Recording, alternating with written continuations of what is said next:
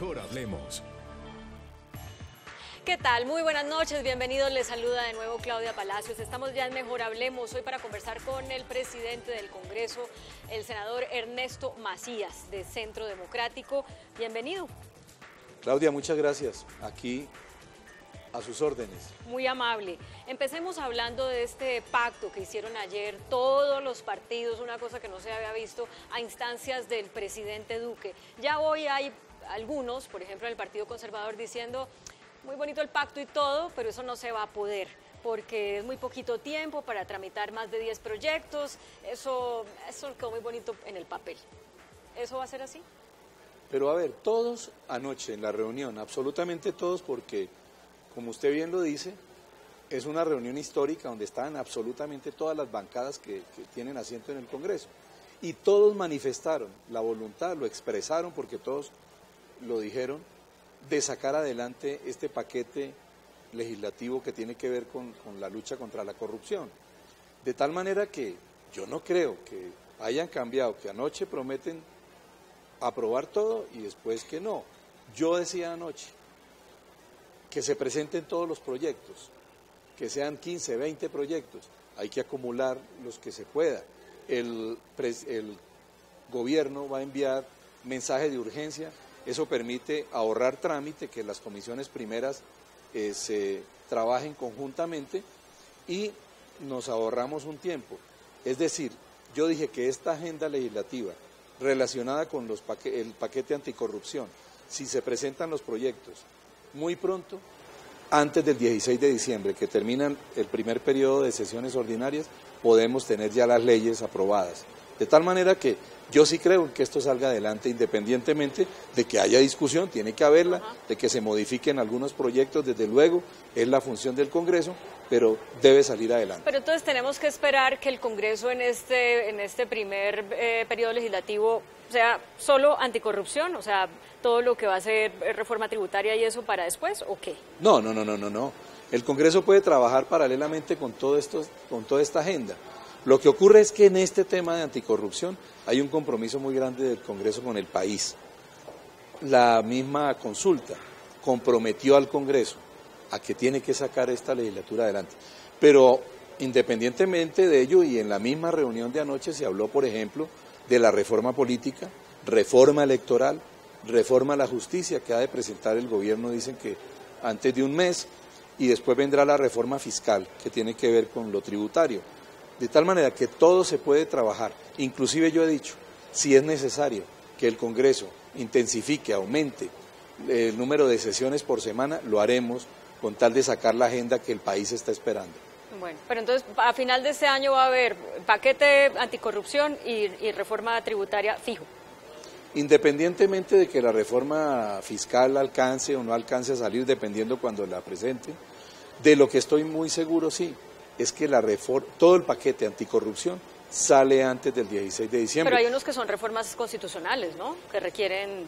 Los que requieren dos vueltas, desde luego, pero terminarán su primera vuelta antes del 16 de diciembre. Es decir, esta etapa se puede terminar en este periodo de sesiones. Usted dijo hace un momento, el referéndum, la consulta nos comprometió a todos, el resultado de la consulta nos comprometió al Congreso.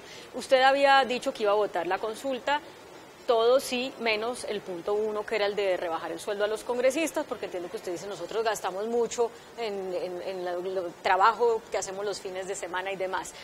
Ahora, pues ya está comprometido. ¿Usted va a apoyar la reducción del sueldo de los congresistas solo por lo de la consulta, a pesar de que no la comparte, ya en el paquete legislativo? Sí, Claudia, porque, a ver, yo lo dije, y es más, fui la voz solitaria defendiendo el salario de los congresistas y a mí no me da pena hacerlo. ¿Por qué? Porque es una realidad. Sin embargo, el pueblo mayoritariamente se expresó. Hay la voluntad de todas las bancadas de revisar ese punto. Mi partido, entre otras cosas, lo que se anunció anoche es que acogían la propuesta del Centro Democrático, que es congelar los salarios por un tiempo, yo diría que mínimo por 8 años. Al congelar los salarios, pues se va a producir automáticamente la rebaja que el país está esperando. O sea, no sería una rebaja inmediata para los que están en este momento ejerciendo, sino que no se les harían aumentos. La rebaja inmediata no se puede, automáticamente no se puede, Porque algunos, yo no lo haría, pero algunos demandarían porque hay un derecho adquirido que no se puede vulnerar. Pero esto operaría a partir del 2022. Si estamos de acuerdo ya todos en eso, se congela, no va a ser la solución para la corrupción, pero es un aporte que le hace el Congreso y los altos ejecutivos del país oficiales, es decir, los funcionarios como magistrados y otros funcionarios de alto rango, llamémoslo así, que tienen el mismo salario de los congresistas. Creo que al ciudadano común le debe costar trabajo entender, pero ¿por qué tiene que haber 10 o 12 o 15 proyectos anticorrupción, siendo que todos están de acuerdo en aprobarlos todos? ¿Por qué no los meten en un solo proyecto? ¿Por qué entonces vamos a darle como medallitas a cada partido? Porque entonces Cambio Radical presenta 2, Centro Democrático presenta 3, los Verdes otros, en fin, para que cada uno tenga su medallita en la lucha contra la corrupción. ¿Por qué no hacen uno? Porque son muchos temas. Digamos, un solo proyecto quedaría de 50, 60 artículos, pero hay algunos temas que no se pueden unificar, es decir, lo que sea unidad de materia se puede unificar, se puede llevar a un solo proyecto, pero hay aspectos que no son unidad de materia y que tienen que ver con otros temas y hay que aprobarlos por separado, de manera que no es porque una bancada lo presente u otra, sino porque son temas diferentes. Hay coincidencia en algunos temas, y esos son los que hay que acumular para tratar de sacar un solo proyecto. Pero yo pienso que el mismo gobierno tiene radicados 5 proyectos, otro que radicó el presidente Duque con el procurador, otro que ya viene de atrás, que es del fiscal general. Entonces, son distintos temas que hay que trabajar por separado. Señor presidente del Senado, ¿usted cree que usted va a tener el manejo, la popularidad, el aprecio de sus colegas para sacar esto, siendo que usted les está empezando a apretar la tuerca, por ejemplo, con decisiones como la que tomó de pedirle a la televisión del Congreso que haga planos abiertos para que la gente se dé cuenta de cuando sus congresistas no van a trabajar, y ahorita entiendo que además les va a recortar algunos beneficios que tienen? Cuéntenos de eso. A ver, hay cosas que yo creo que el país necesitaba ver y que son buenas para el Congreso. Miremoslas como positivas. Por ejemplo, eso del plano abierto en las sesiones plenarias es para que el Congreso se reivindique con el país. Si el país ve a su Congreso en pleno trabajando, pues vamos a mejorar la imagen del Congreso. Con respecto al presupuesto del Congreso, yo lo que he dicho es que hay que recortarlo. Hay algunos aspectos como la contratación de servicios públicos, de servicios, contratos de prestación de servicios de personal, hay que recortarle y dejar escasamente, o mejor, dejar lo que el Congreso, sus dependencias necesitan. Y entonces allí hay que recortar el presupuesto. Desde luego, algunos se molestarán, pero aquí no se trata ni de la popularidad del presidente del Congreso, ni que se molesten unos u otros, se alegren, sino que las cosas deben ser como son. Pero eso quiere decir que usted le va a reducir a los congresistas lo que llaman la UTL, que es el equipo de trabajo de cada congresista, ¿o qué es lo que les va a reducir? No, la UTL no se puede reducir porque está establecida en una ley y además es el grupo de trabajo que el congresista necesita para su trabajo legislativo. Lo que hay es por aparte hay unos contratos de prestación de servicios que se dan desde la dirección administrativa, que depende de la presidencia, porque el presidente del Congreso es el ordenador del gasto, una contratación de prestación de servicios. Esa hay que reducirla y llevarla solamente a lo que necesita las dependencias del Congreso. ¿Cuántos contratistas de prestación de servicios hay ahora en esa modalidad que es como a dedo, pues? Son muchos, no les sabría decir cuántos hoy, pero son muchos. Eso hay que reducirlo. Lo que el Congreso necesite. La planta de personal del Congreso es pequeña, la completan con, llamémosla entre comillas, nómina paralela. Esa nómina es la que hay que bajar. ¿Y ya tiene un estimado de cuánto sería la rebaja, el ahorro? Estamos estudiando, pero debe ser por ahí de un 30% de lo que viene. En ese tipo de gasto, en el de prestación de servicios. Correcto. Sí. Los demás sí son necesarios y ahí están tienen que dejarse tal cual. Lo van a querer mucho, ¿no? Bueno, pues a mí me pusieron ahí, yo tengo que trabajar por el país, por el Congreso, y la situación fiscal del país no es buena, de manera que hay que colaborar. Senador Macías, hablemos ahora de la relación de su partido con el presidente Duque, porque bueno, ya va casi un mes del gobierno, falta poco para que se cumpla un mes, y ha habido varios episodios, pues empezando por su discurso que ya ha sido muy comentado, que le han dejado a la gente el sabor de que o el partido no está tan 100% queriéndole ayudar a Duque, o que lo quiere apretar para llevarlo a ser del ala derechista del partido, o que están jugando al policía bueno, policía malo. Duque el bueno, el Congreso, el partido el malo, para no dañarle la imagen a Duque. Cuéntenos la verdad. A ver, decir uno que en el Centro Democrático todo es un paraíso y que es un jardín de rosas, no, sería tapar el sol con el dedo. Que hay diferencias en el partido, claro que las hay, y algunas profundas, llamémoslas entre comillas. Entonces, pues seguramente a algún sector no le gustan ciertas decisiones del presidente Duque. Otros decimos, hombre, elegimos al presidente Duque con una plataforma, la está desarrollando. Hay circunstancias que se presentan en el gobierno que él tiene que atender, que él tiene que revisar. De pronto, por ejemplo, el gabinete. Si a mí me preguntan, pues del todo no le gusta a uno todo. ¿Qué no le gusta? No, del gabinete a mí me gustó primero que él lo escogió. Él no le consultó a nadie el gabinete. Es un gabinete escogido por el presidente de la República y al fin y al cabo él es el que lo tiene que escoger, él no tenía por qué consultar. Entonces de pronto en el partido algunas voces dicen, hombre, ¿por qué no le dio mayor representación al partido? Si él escogió ese gabinete es porque era el gabinete que necesitaba. De tal manera, no, lo que quiero decir, hay unos ministros muy buenos, hay otros que seguramente lo demostrarán más adelante y hasta ahora no han demostrado que sean lo que queremos que sean, pero yo sí confío en que el gabinete poco a poco se va ajustando, se va acomodando a las circunstancias, a las políticas del presidente Duque, que es las que tiene que ejecutar el gabinete, y en aspectos como ese de pronto hay algunas voces en mi partido que no les gusta una cosa, no les gusta otra, pero al fin y al cabo el partido siempre trabaja unido frente a un propósito, en este caso es a que le vaya bien al presidente Duque. ¿Cuáles ministros todavía tienen que demostrar que pueden? Varios tienen que demostrar. Pues, algunos ya están demostrando. Digo ejemplo, más bien los que han demostrado ya solvencia muy buenos. Por ejemplo, el de salud me parece extraordinario. El joven ministro de Vivienda, muy bueno.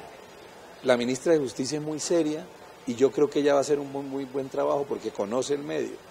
¿Qué otro ministro? La del Interior ya está cogiendo el ritmo y yo creo que va a hacer un buen trabajo. El canciller extraordinario, la ministra de Cultura mejor no podía ser. Alicia Arango es una persona conciliadora que le va a ir bien en esa cartera. En fin, entonces hay unos que ya empiezan a mostrar que van a ser muy buenos ministros. Yo quiero que todos sean muy buenos ministros. Entonces todos los demás están ahí como muy bien observados por el Centro Democrático, por lo que veo. No, yo estoy dando una opinión muy personal. Es lo que yo estoy viendo, la mía, la de Ernesto Macías. Mi partido puede estar pensando diferente, pero además en el partido unos piensan como yo lo estoy diciendo, otros no lo creen así. Eso es normal en un partido político. La senadora María Fernanda Cabal puso un trino pues en el que se evidencia que esa reunión de ayer a la que por el partido fueron Paloma Valencia y usted pues le parece descabellada, por decirlo de una manera tranquila, porque no concibe la idea de que el presidente invite, por ejemplo, a Timochenko a la Casa de Nariño. Usted, que sí participó y que fue tan crítico es tan crítico de la participación política para estos exguerrilleros, ¿cómo toma la decisión de que participar en eso es mejor que no participar? Mire, Claudia, hay realidades del país que tiene uno que aceptar. Imagínese, yo que fui tan crítico, tan duro crítico de ese proceso, que lo sigo siendo, del proceso que se adelantó con las FARC, hoy dándole la palabra a los de las FARC que están allí. Entonces, yo no los puedo sacar de allá, porque al fin y al cabo, gústenos o no nos guste, hay unas leyes que no nos gustan, pero que ahí están, que les permitieron llegar allá. Igual en la reunión de anoche, ¿a quiénes invitó el presidente Duque? Él no dijo a X o Y personas, no, a los directores de los partidos, a los voceros de los partidos en el Congreso. Y en esa condición llegaron personas como Timochenko. Y entonces es una realidad que vive el país, estamos ahí en eso. Nosotros hemos creído que hay que modificar cosas de los acuerdos, vamos a presentarle, el gobierno lo va a hacer a través del Congreso, vendrá la discusión, pero la realidad no la podemos tapar con un dedo. ¿Su relación con ellos cómo es? Cuando usted se los encuentra en un corredor, saludas, le dice señor senador Rodrigo Londoño, o le dice señor Timochenko, o le voltea la cara, ¿cómo es eso? No, Timochenko no es congresista. Bueno, claro. Con los demás... Catatumbo y Lozada. Con los demás todavía no me los he encontrado en los pasillos del Congreso. No me diga solamente eso, porque es que llevan más de un mes trabajando y eso no es así. Sí, pero no me los he encontrado allí en los pasillos, los veo en la plenaria y cuando piden la palabra se las doy, porque yo prometí, además debo hacerlo, es mi deber, yo prometí garantía para todos y eso es lo que estoy haciendo. Inclusive algunos interpretan mal las garantías, porque algunos creen que ser de oposición o ser de izquierda tiene más derechos que los otros. Yo dije no, aquí todos son iguales y así he tratado de manejar eso, pero no me los he encontrado todavía así cara a cara. No le creo. Claudia, por Dios. Bueno, permítame simplemente decirlo. Senador Macías, usted...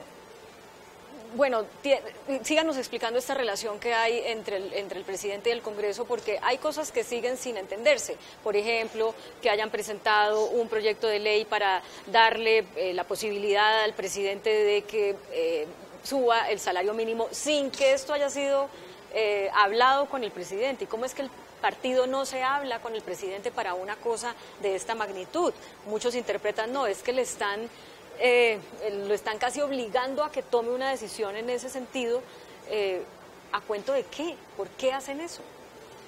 Claudia, mire, no es falta de comunicación ni algo parecido. La campaña que hicimos al lado del presidente Duque fue bajar impuestos, subir salarios.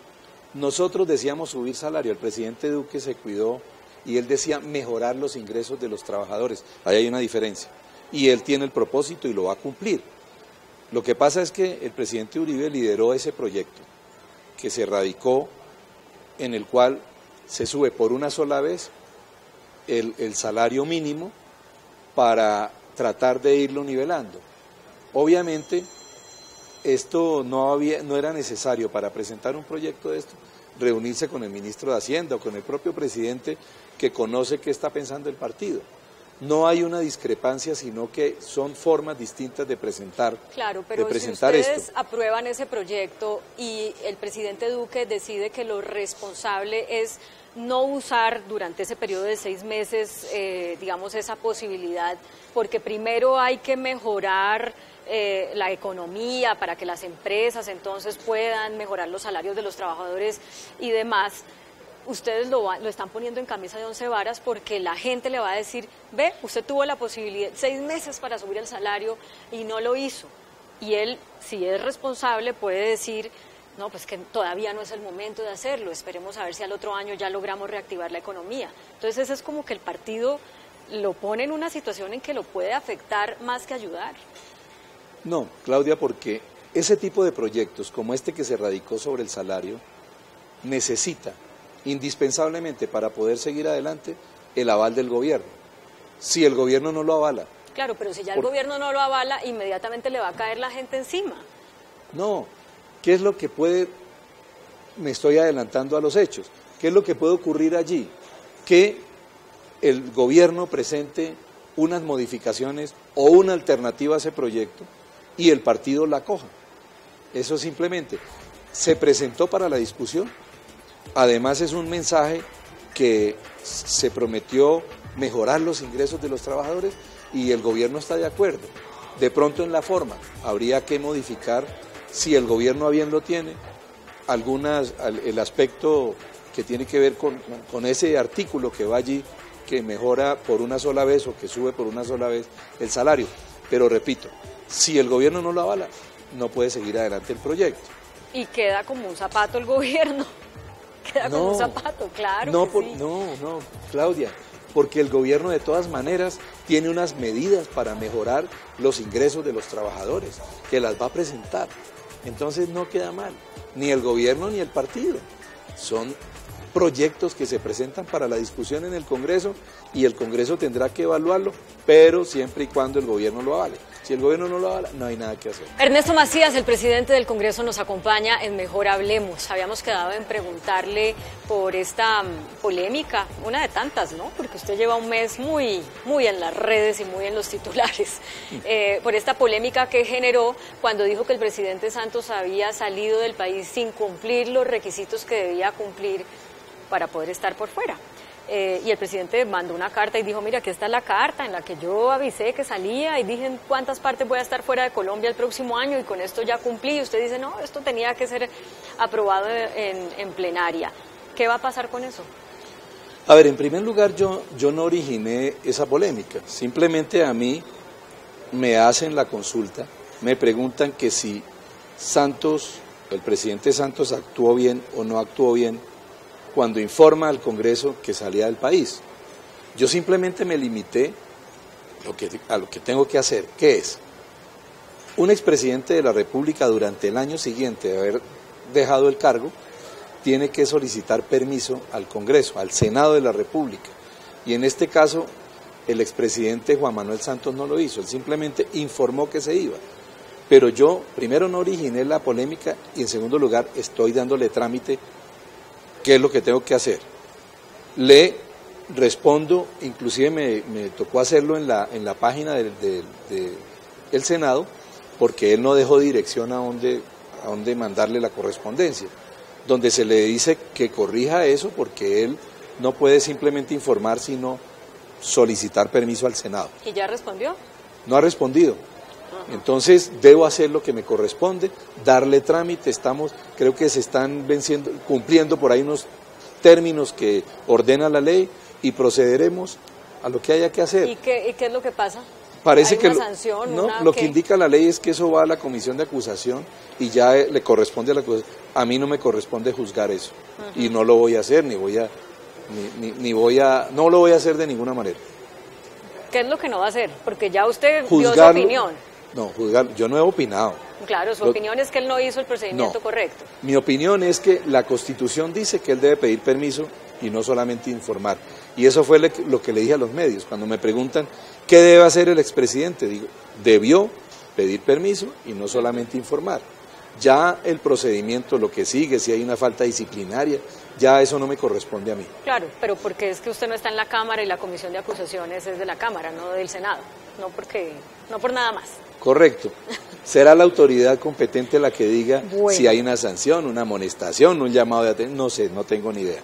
Bueno, a usted lo critican mucho pues por su falta de títulos, le hacen mucha caricatura, le hacen mucho meme, la gente considera que pues tener un presidente del Congreso que no tiene unos títulos universitarios tan destacados ni de almas mater tan importantes, pues es algo que reduce la dignidad del cargo.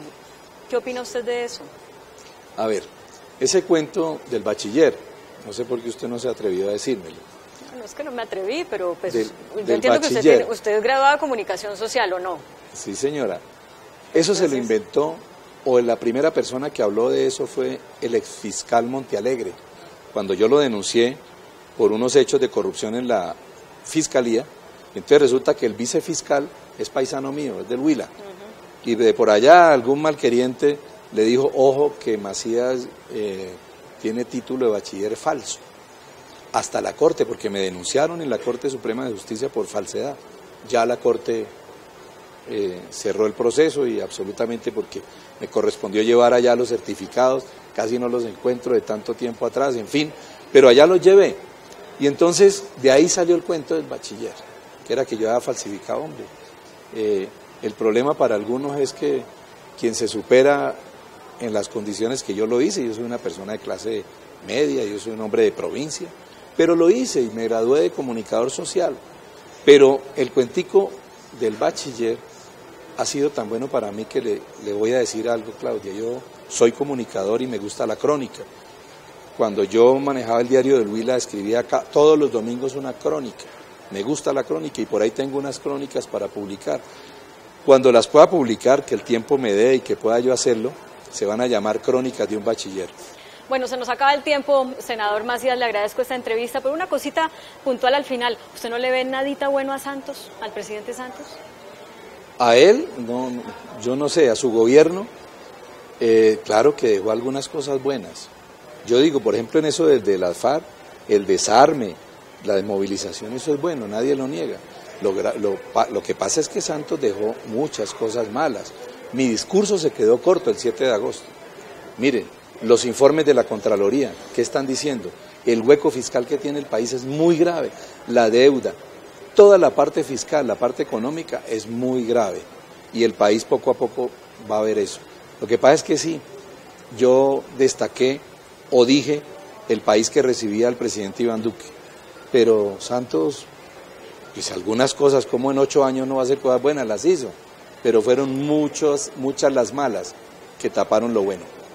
Muchas gracias por venir hasta acá. Lo espero de nuevo pronto porque me imagino que va a seguir en los titulares usted. Claudia, cuando me invite aquí estaré. Muchas gracias y a los televidentes muchas gracias. A ustedes también muchas gracias por acompañarnos. Los dejamos como siempre con el adelanto de las caricaturas que serán publicadas mañana en El Tiempo Impreso y en eltiempo.com. Que tengan feliz descanso.